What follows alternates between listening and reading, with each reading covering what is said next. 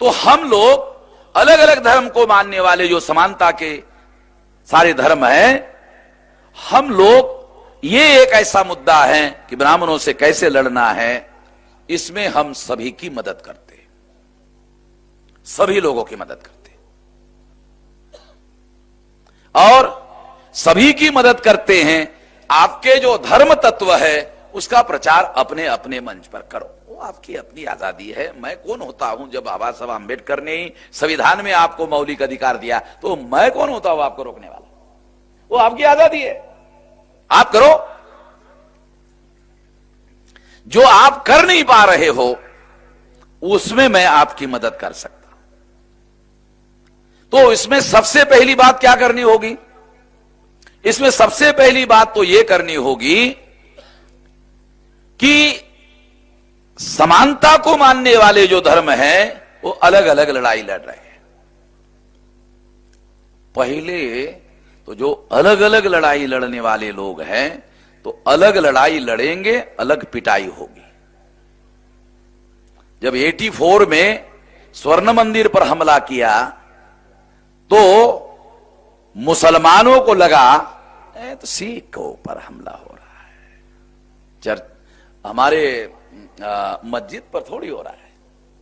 84 की बात थी, क्योंकि 6 दिसंबर 92 बाद में आने वाला था, वो पहले नहीं। 84 में सिख का नंबर पहले लगा, बुद्धिस्ट लोगों का बहुत पहले से लगा। आजादी मिलते ही उनके श्राइन को उन्होंने पहले ही कब्जा कर लिया। बहुत सारे ऐसे बौद्ध विहार है भारत के, उनके उन्होंने कब्जा कर लिया। ये श्री श्री रविशंकर ने एक लेटर निकाला था, तो मैंने उसके लेटर का लिटन जवाब दिया था, श्री श्री रविशंकर का। तो मैंने एक सवाल पूछा था। क्या सवाल पूछा था उसको? श्री श्री श्री श्री, आजकल बहुत सारे ऐसे श्री श्री श्री 1008, 1018, ये बहुत सारे लोग हैं। तो उसको हमने क्या सवाल पूछा? ठीक है, ये जो बाबरी मस्जिद है ये राम मंदिर गिराकर बनाया, ऐसा तुम मानते हो? तो राम मंदिर जो पहले था वो क्या गिराकर बनाया? क्योंकि हमारे पास तो सबूत है, काल्पनिक बात नहीं कह रहे। अभी ऐसे बहुत सारे मंदिर है भारत में, उसको नीचे खोदो बुद्ध विहार मिलता है। मंदिर का जो कॉन्सेप्ट है वो बृहदत्त की हत्या करने के पहले मंदिर नाम का शब्द ही नहीं मिलता इतिहास में। बृहदत्त की हत्या करने के बाद मंदिर का कॉन्सेप्ट आया और विहारों पर कब्जा करके उसको मंदिरों में रूपांतरित किया। आज भी अगर आप ओडिशा में जगन्नाथ का मंदिर में जाओ, उसके गर्भगृह में बुद्ध की मूर्ति है, अभी भी है, और गर्भगृह में इसीलिए वो जाने नहीं देते।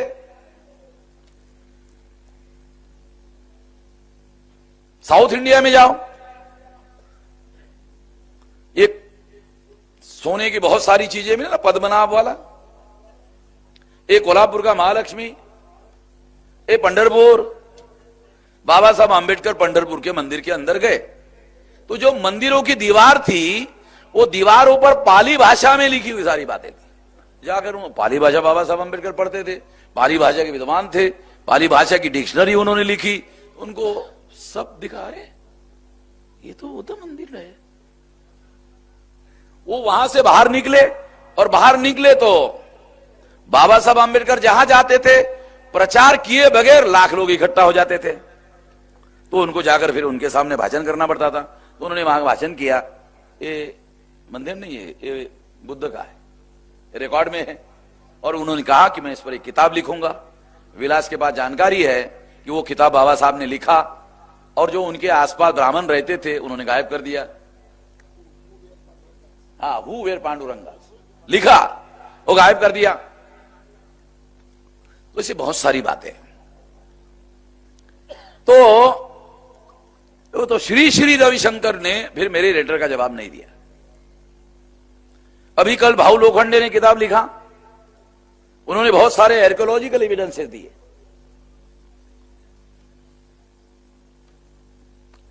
तो ये जो लड़ाई है, ये लड़ाई लड़ना होगा।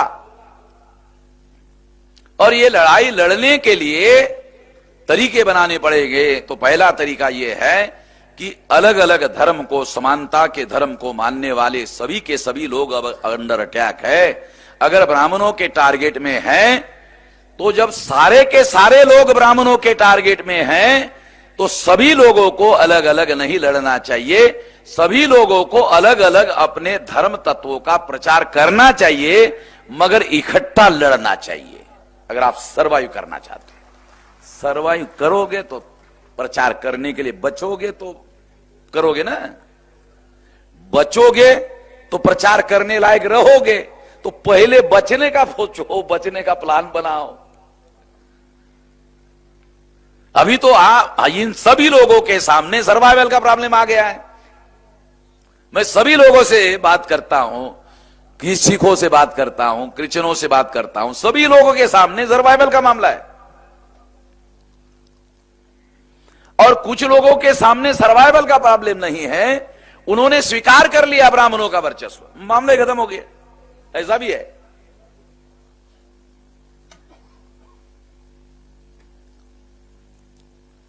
मेरा ऐसा मानना है कि आप अपने धर्म तत्वों का अलग अलग प्रचार करो, मगर यूनाइटेडली आपको इन सब का मुकाबला करने के लिए कॉमन मिनिमम प्रोग्राम बनाना पड़ेगा, और कॉमन मिनिमम प्रोग्राम बनाकर इकट्ठा होना पड़ेगा। ये उपाय है।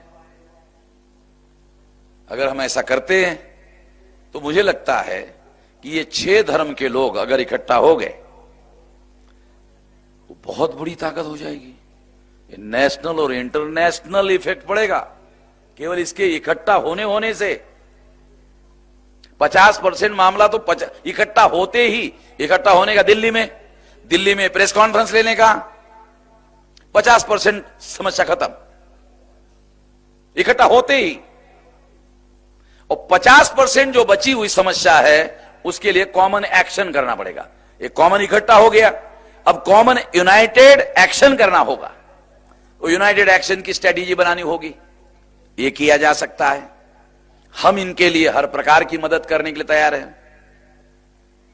हर प्रकार की मदद, सभी धर्म को मानने वाले जो लोग हैं, समानता को मानने वाले धर्म हैं, उनको सभी लोगों को मदद करने के लिए तैयार हैं। हमारे पास जो एक्सपर्टाइज है, ये एक्सपर्टाइज हमारे पास 40-50 साल के तजर्बे से तैयार हुआ है। ये हमारा अपना पेटेंट है। ये किसी के भी पास नहीं है, ये हमारे पास है। ये पेटेंट हमारा है और हमारे पास है। अगर कोई आदमी पीएचडी है तो वो ये नहीं कह सकता कि बामसेब के कार्यक्रम में 1-2 साल जाने के बाद उसको समझ में आ जाएगा। इतना आसान नहीं है। ये BAMCEF is school of thought है और इसका डेली स्टडी चलता है। डेली दुनिया में परिवर्तन होता है। हर परिवर्तन के संदर्भ में हम लोग डेली विचार करते हैं और डेली सॉल्यूशन निकालते हैं, अमल करते हैं। तुमको पिछले 40 साल का अभ्यास करना पड़ेगा, फिर अगला पता चलेगा। इतना आसान है नहीं। इसलिए ये हम लोग ही आपको, सभी धर्म को मानने वाले जो लोग हैं, उनको कॉमन लड़ाई कैसे लड़ना है, इसमें हम आपकी मदद कर सकते हैं। आप अगर मदद लेना चाहते हो, हम मदद करना चाहते हैं, तो मदद लेना एक महत्वपूर्ण मुद्दा।